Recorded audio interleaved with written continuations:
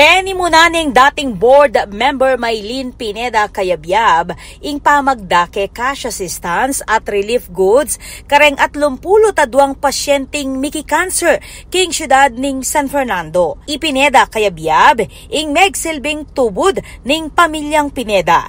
Balang pasyente tinanggap a 2 bulang supply ning abyas, gatas at aliwapang pamangan. Kaya be mo naman keti ing financial asaup para kareng-karelang gagastusan king panulo at aldoldo pamangailangan.